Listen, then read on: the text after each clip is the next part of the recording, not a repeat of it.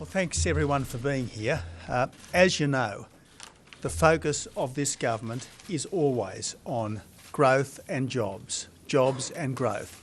That's been our focus all along, and I'm very pleased that over the period since the election, our economy has created more than 330,000 jobs, which means that we are on track to achieve our targets of 1 million jobs within 5 years and 2 million jobs within a decade. Also, I'm delighted that thanks to our government's plan, our economy is growing at amongst the fastest rates in the developed world. Obviously, it's very important that everything we do is done with this in mind. How do we promote jobs and growth? How do we promote growth and jobs? And climate change policy is no different. We have got to be environmentally responsible, but we've got to be economically responsible too.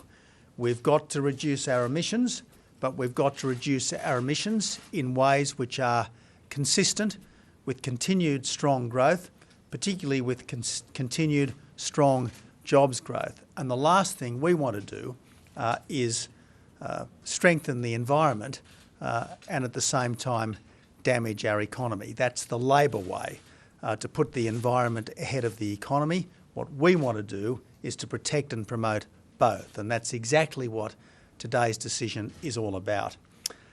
We have come to a position as a government that our 2030 emissions reduction target will be in the range of 26 to 28%.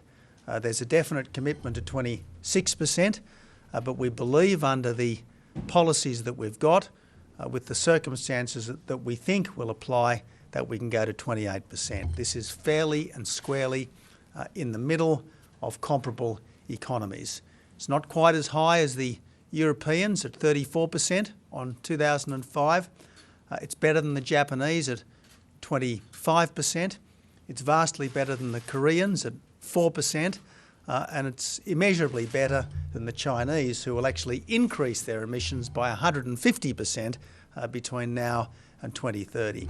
So this is a good, solid result. It's a good, solid, economically responsible, environmentally responsible target. And I should, before I throw to Julie and to Greg, just point out that when it comes to emissions per capita, our reduction at least 50% will be the highest in the developed world of the countries that have already declared themselves. So this is a very, very solid result, and it's a result that we are very, very confident can be achieved using the kinds of policies that are already in place and which we believe are already working well. Finally, let me thank Julie, the Deputy Leader and the Foreign Minister, Greg, the Minister for the Environment, for the tremendous work that they've done. Julie's done great work with the overseas negotiations.